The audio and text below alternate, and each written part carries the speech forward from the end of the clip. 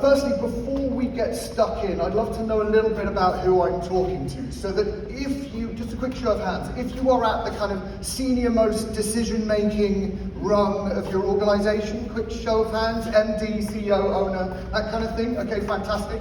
And then the next question is, if you, on a kind of week in, week out basis, touch the marketing processes within your business beyond just getting a report, show of hands. Okay, good. So there's a decent amount of people who should be able to extract something quite concrete and quite applicable from what I'm about to go through. So, marketing, what is it? Just shout a couple of answers out. Anything that falls under the banner of marketing. No wrong answers. Sorry? Yep. Psychology, love that. Storytelling, absolutely. Sorry? Expending capital, you mean? Like?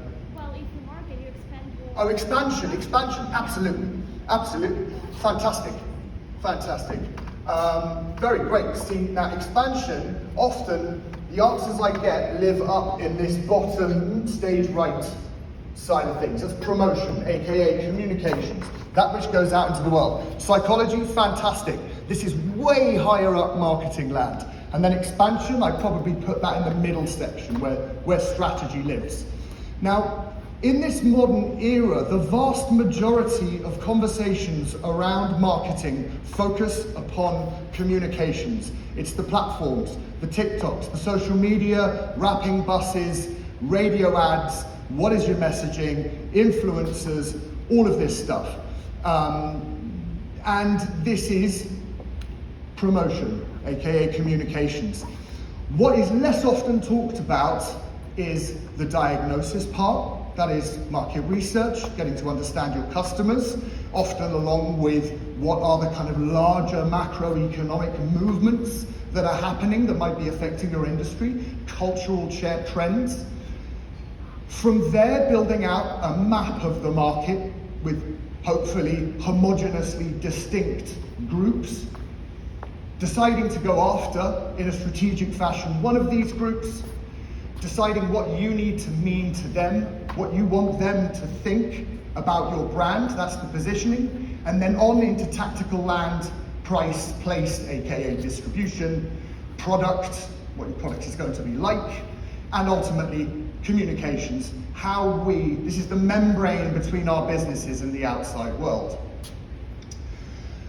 So what I'm going to do today is hopefully furnish those people in the room who raised their hands twice at least, furnish you with the ability to join a thread between a very simple market research method and ultimately outward communications and how you might go about this within your businesses right away. So why start at the beginning? Peter Drucker, famous for the phrase, what gets measured gets managed, also said that marketing is much broader than selling. It is not a specialized activity at all. It is the whole business seen from the point of view of its final results. That is, the customer's point of view. And there's a great story, and a more recent one, from the mighty Jeff Bezos, where he, at a relatively early stage in Amazon's explosion, he put out a survey to a random selection of 1,000 customers. At this stage, it was books and maybe another couple of categories. And he put this survey out, expecting that the results would lead him to add a couple more categories. What in fact came back was a myriad of answers, this, that, and everything. These 1,000 people, it would appear, were happy to buy almost anything from Amazon. So this gave him the clarity he needed in order to confidently make the kind of business decisions he had to make to turn Amazon into the world dominant commercial behemoth that it is today. So there's that thread, the insight into action. We can make all sorts of decisions in businesses, Not making a whole bunch of terrible ones and making the right ones with enough conviction to take a whole organization with us is very, very handy. And this is what market research can do for us. He's not alone. You've got Steve Jobs. You've got to start with the customer experience and work back towards the technology, not the other way around. And then Jan Carlson, former CEO of Scandinavian Airlines, particularly poetic, the whole business seen through the lens of the customer. So, let's get down to the minimum viable research product. I always like to start with the question, why are people parting with their hard-earned cash at your business? If you've got existing customers you can speak to, even better, because then it's not a hypothetical, would I spend for this reason? It is, I have already given you my money, and this is why, right? That's harder evidence. So if you can get to 400 of those, you have a sample size that is representative for the whole population of Canada. That is to say that you can take the proportions of the results you get and extrapolate them up to the population of Canada. Pretty handy stuff, right? Oops, have I? No? Yes, there. So, this can be done in any number of ways, and quite how you go about doing it will be largely influenced by the nature of your business.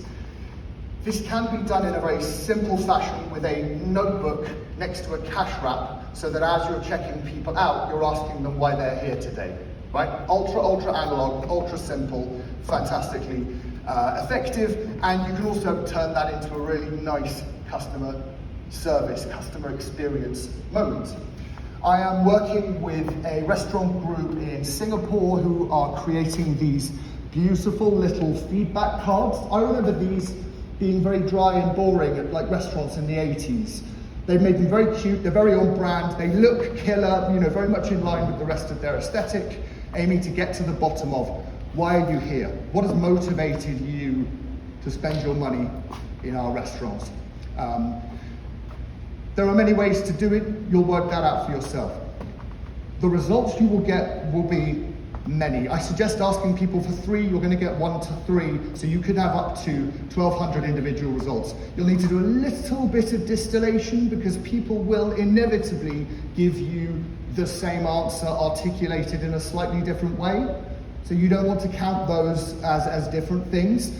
At the same time, be careful not to amalgamate so much that the answers become too generic to give you any real insight. But you need to do a little bit of tidying up on the data you're going to get back. And then what you're going to want to do is work out what the top 3 most popular answers are. These will then be distilled into a positioning statement. So you are going from feedback from the customer into more of an outward-facing statement. What do we want to be known for? What do we want to guarantee we can do week in, week out? What problem can we solve for our customers? Now, quite apart from giving you the confidence to be loud and proud about this messaging, because you've got a representative sample size that you can extrapolate these results up. You can be confident that if we hammer these 3 points, we're going to appeal to X amount of people.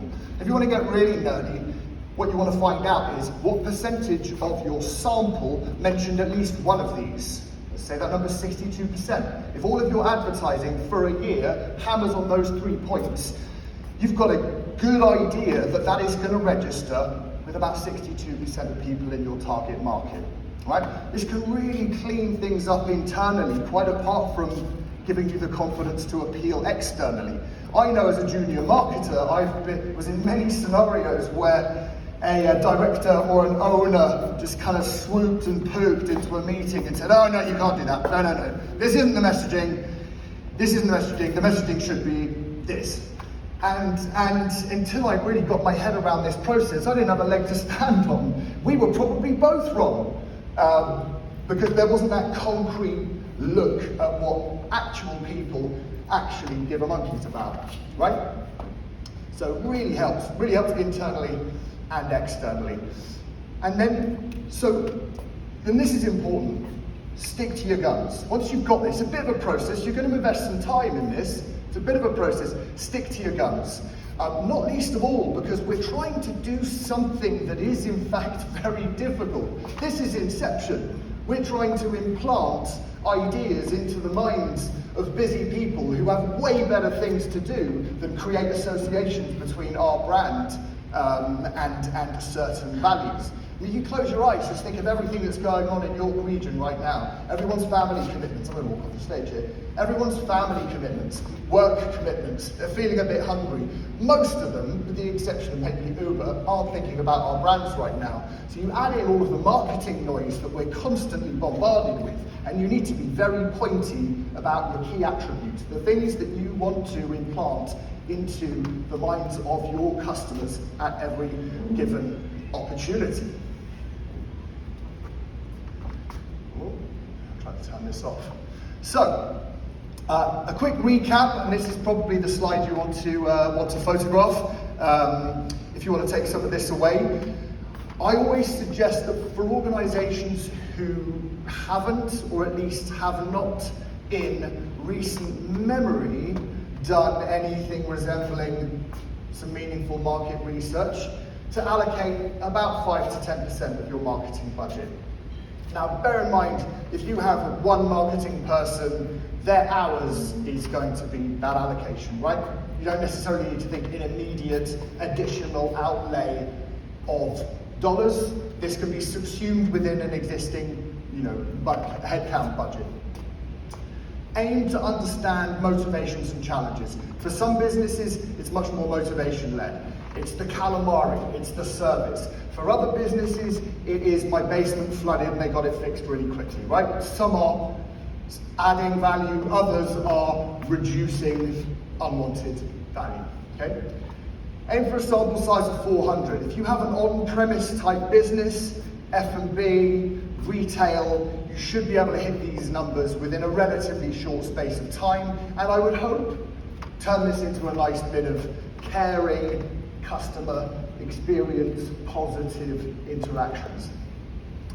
Take those top 3 motivations or challenges, wordsmith them into an outwardly facing statement. If you want to get really nerdy, work out what percentage of your sample mentioned at least one of them. That's a good number to have to knock down those pesky arguments from people swooping into your marketing meetings. And finally, communicate this message everywhere. This is the absolute best idea that you have about what your customers care about. So get it out there. Thank you very much.